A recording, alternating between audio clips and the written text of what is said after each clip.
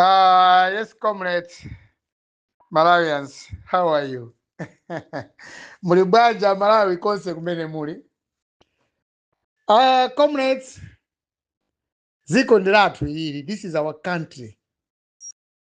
Mundu ziko likakhala lanu kumakhala maufulu osiyana-siyana. Tena kumachita enjoy. Maufulu osiyana-siyana ndithu kumasangalala. Komanso ufulu weniweni wa munthu ulibe limit. Ufulu wa munthu uliwonse umakhala ulibe malire. Ndiye kuti munthu aliyense akhala mziko la Malawi muno ayenera kukhala ndi ufulu. Kawe ndi olemera, osauka, wandale, fumu, mbutsa, chani, shehe, even wakuba. Ufulu wake sumakhala ndi malire. Because ufulu ndi ufulu basi. Moyo ndi ufulu. Munthu kamati ndi wa moyo ndiye kuti weyo uli ndi ufulu. Kumapuma, kumasamba, kumamwa madzi, kumakhala bwino ndi azinzako. Kwa pamakhala nthawi zina munthu umatha ufulu uja umatha kusokonezedwa ndi anthu ena. Omwenso nawonso amaona ngati kusokonezana zawo umakhala ufulu. Ndiye umenewo chimakhala ngati chiphicho chomwe ambiri timakumana nacho pa moyo wathu. Why I'm saying like this? Kumalawi kuno kuli chisimu chokuti anthu ena amakhala ndi maufulu opitira muyezo. Amafuna alimbane ndi maufulu azinzawo mopitira muyezo. Koma ufulu ulibe malire. Freedom, peace have got no limits. And amati the sky is the limit. Ukamakhala bwino ndi anthu munthu pa dziko lapansi pa muziko mwathu muno. Ukamakhala bwino ndi anthu kaya pandale uyena kumaza kuti azinzako osawasa ndi ufulu wawo. Usasokoneze ufulu wa azinzako chifukwa ndiwe mtsogoleri wa dziko. Kapena ndiwe mtsogoleri wa anthu. Kapena ndiwe mtsogoleri wa anthu akumuzi ngati fumu. 10% ulemu. Amalawi tafika apa. Boma tili naloli takhati kukayikira kwambiri. Tinadana nalo koopsa boma la DPP. Chifukwa cha zimene zimachitika nthawi imeneyo imatiphera maufulu ena ndi ena. Nthawi imeneyo 2014, 2019, 2020.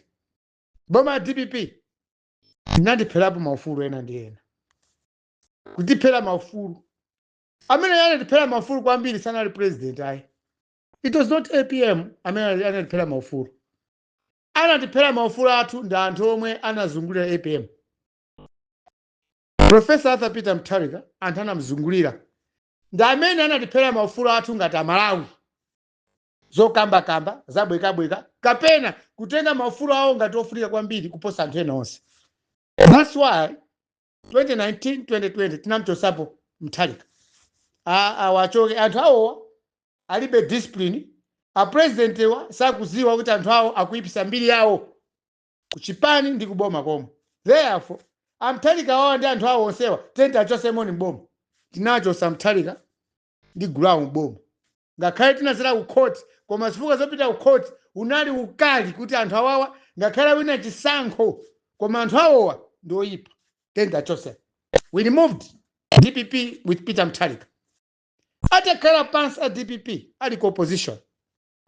Anakhala pansi a DPP timaona ku DPP kuti chichokeni boma DPP kuyamba 2020 mpaka 2025 mena wina chisankho kachikene. These people have been fighting. There have been a lot of infightings. Or there were a lot of infightings. DPP liko opposition. Nonse mkuziwa. Anthu oyipa ena anachokamo. Anthu ena abwino anasala momwemo. Komanso anthu ena abwinonso anachokamo. Kuchimene kumene kuti. The left. Anachoka usati kuti anadala ndipita ndi mkulukuta moyo kapena APM. Ayi.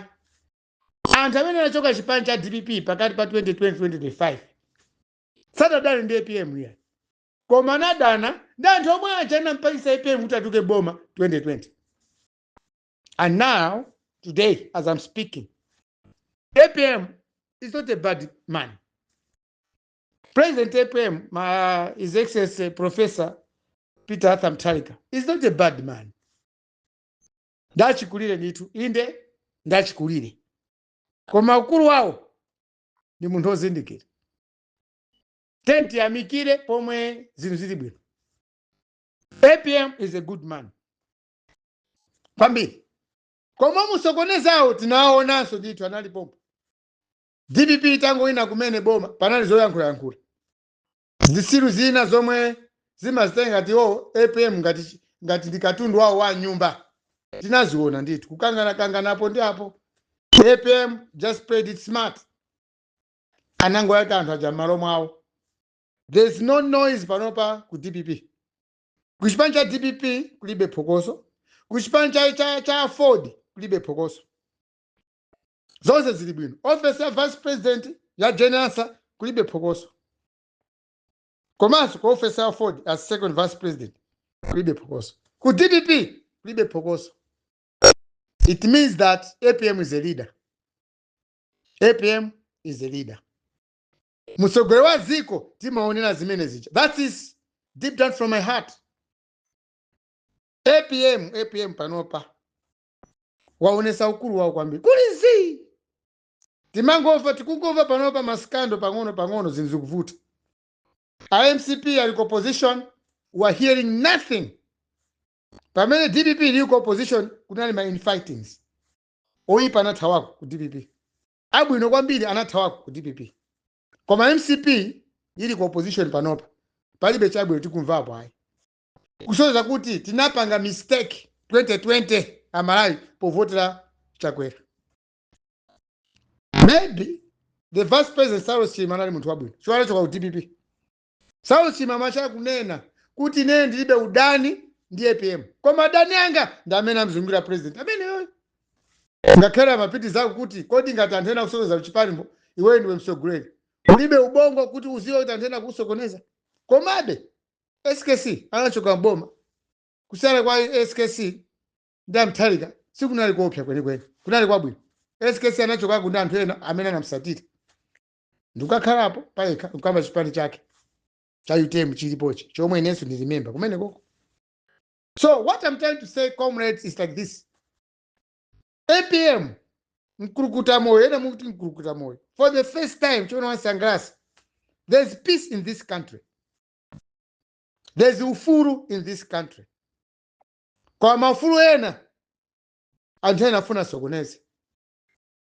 Kuni usogoleli wina kumalawi kuno, womu kufuna sogonezi mafuru a APM. And I'm saying this deep down from my heart. Anthu ena ufuru menti kona panopa. Ngakhale zinthu zadula. Kwa mafuru ena tikwaona anthu tikudya tikukhuta. One, mafuta kupezeka, sugar kupezeka. Anthu tikumapasana moni wokoma uja osayang'ana zasipani. Na members of parliament mena panga deliberate ku parliament, you could see kuti kuli umozi. That is APM. So why I'm saying this is like this. Kumalawi kunoko kuli mafuru ena omwe tikupheredwa. Amalawi ena timavota kuvotera msogoleli. Ngati mene amalawi ambiri kuno kumpoto tinavotera APM. Kuno kwathu kunzimba tinavotera APM. That's the fact. Chikuwa nawe na chisango. Kaena anu mnavotera makandidate ena koma munthu akawena chisango ndio kuti amalawi anatani anavotera APM. Kuli mtenderetu kumalawi kunoko. We are not at risk the way timakhanda MCP. Koma chiweni nganene chakuti mafumu athu kumalawi kunoko amulakwisa APM kukhala munthu oyipa. Mafumu athu, our chiefs in Malawi, ndipemphe ndithu kwa APM. A president ya APM ndi apemphe. Kunoko kumalawi kunoko mafumu athu amene yalikowa. APM akapusa alakwisa zopanga zawo. Makamaka kwathu kunoko kunzimba. Tikapusa. APM akapusa ngati kunzimba sayikako nzeru. Mene anthu tikukhala ndi mafumu athu kuno kunzimba. APM mafulu anthu angaphwanyidwe ndi mafumu amene wakuno kunzimba. APM akuzazaluza zonse zabwino zena pangazi tizayiwalako kuno kunzimba. Anthu akunoko kwathu kunzimba tinavotera boma oti mapereka vote kwa zisogolera ndale kuti akhale asogolera ziko. Pa 2025 anthu akunzimba tinavotera chipani cha DPP according to MEC ngakhale na sina vote ine sina vote now koma chisango chikatha by the virtue of the constitution wawinayo ndio kuti ziko lonse lamvote chikwa makhala state president kuli maufulu ena kunoko kwathu kunzimba omwe sakutithandiza amene muli a DPP vesani chimene chichi maufulu amene tikubona kunzimba kuno ena sakutisangalasa kwenikweni koma ndiowesa chitukuko pansi. As I'm talking now kunzimba kunoko tili this is Mzimba district koma administration ndi Mbewa district council zimene zikupenga ku Mbewa district council zikusokoneza chi ufulu uli wonse wa Malawi amene tukhala kunzimba. And I'm saying this deep down from my heart zandikhuza kuboma la Mzimba kunoko kunzimba district misewu sili bwino misewu ya paboma pano ikugumuka tindi akulu a DC aliko tindi mafumu ainkosama kosimbira ndi amakosi. As I'm talking now kunzimba kunoko mafumu athu kulibe ena apita ku Zambia kumtwara pa gamoto za boma za assembly ena apita ku Tanzania pamene APM a president athu amakamba zama austerity measures alesa ma minister ma cabinet minister azele kamozi pamwezi koma ulendo akupanga kunzimba kunoko anthu akumzimba kuti tikulira chitukuko kulibe pamene mafumu athu nthawi ya mvula mabridge akugumuka misewu sili bwino mafumu athu kakutenga ndalama za boma kaza assembly kazosonkha komabe ngati mafumu mene kulili kunzimba kuno fumu ya nzeru singachoke Malawi muno kumapita ku Zambia kukasangalala kumenecha ndikupita ku Tanzania kukasangalala kugwisa ntchito ndalama zathu za misonkho zomwe timakhoma ku council zomwe timakhoma ku boma la Malawi. APM zimene zizazione we are not happy as people of Mzimba. We need discipline kumafumu athu akumzimba chiko timavotera president wa ziko kuti atipase chani chitukuko ngati president wa ziko anena kuti tichepese maendedwe opanda pache ndio kuti mafumu athu akumzimba ayena kumazoti asamaende chisawawa zopweteka kwambiri. Why do you go to celebrate in Zambia mafumu ena apita ku Zambia ainkosama kosindigulawa apita ku Zambia pamene mafumu ena apita ku Tanzania pamene kunzimba kuno tikulira misewu sili bwino misinje mbewu za kukoloka so chavuta kwa mafumu athu akukasangalala. What type of celebration is that? Why do we vote for a president of the country pamene mafumu they don't see kwa anthu kodi mafumu athu kumzimba kunoko which people are they representing? Amalawi kunzimba kunoko a APM aziwe anthu akumzimba kuti kuvutika kopya ndi mafumu athu achingoniwa mmene akononga ndalama ku council. I'm not happy today. I'm not taking any favor and I'll fear nothing because I know we're in a democracy. The only person amene I want kulu ku Malawi kunoko panopa the state president, the president of the republic amene tinampasa vote tinapasa vote APM tikhali chituko kuno kumpoto kuno kunzimba kwa mafumu athu akumzimba they don't see that. And nthawi ya campaign mafumu akumzimba ama support chipani chili boma chomwe tadana nacho nthawi timapanga campaign nthawi nazathu DPP amapanga campaign for their leader mafumu athu akumzimba amasapota Chakwera panapo watulukapo mwawawina president yamadana naye uja walowa boma.